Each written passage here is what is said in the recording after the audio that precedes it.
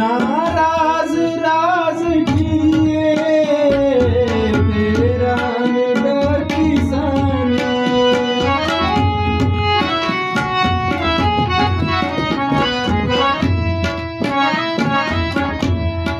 नाराज राज किए तेरा किसानी नी पार अंत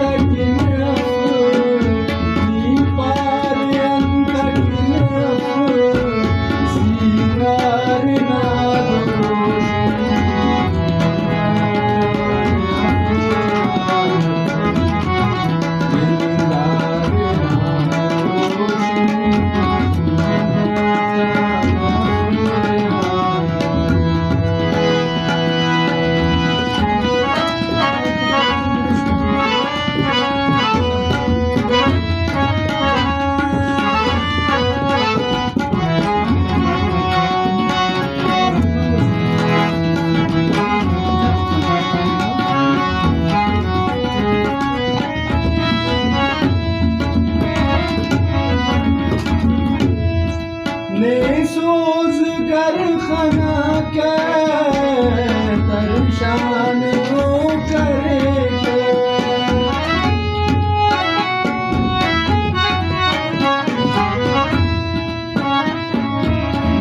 सोज कर खना के दर्शन हो करे शहरात अटू देना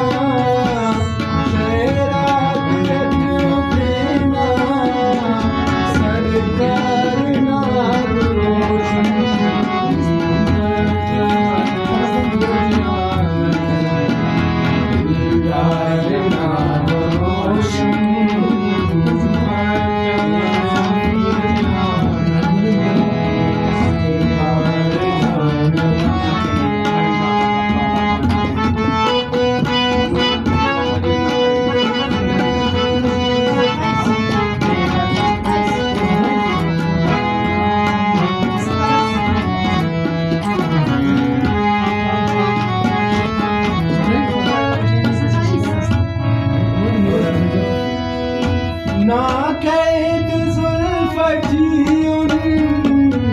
हर पास ने तो सायर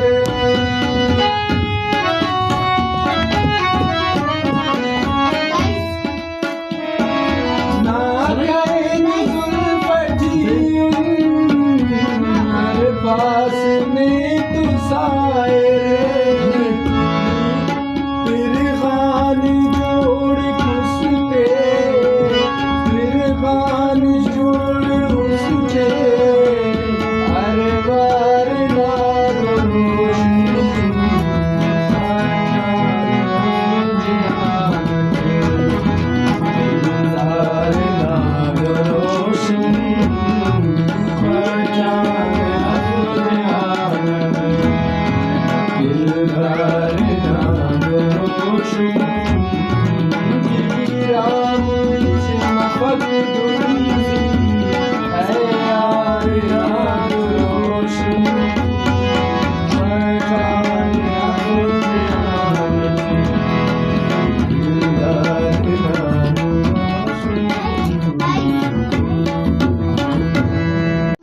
اسی رپورٹ سنا پاننگ نا ریدت دا وقتا مچا دنیا تی کم ود افت زر بولی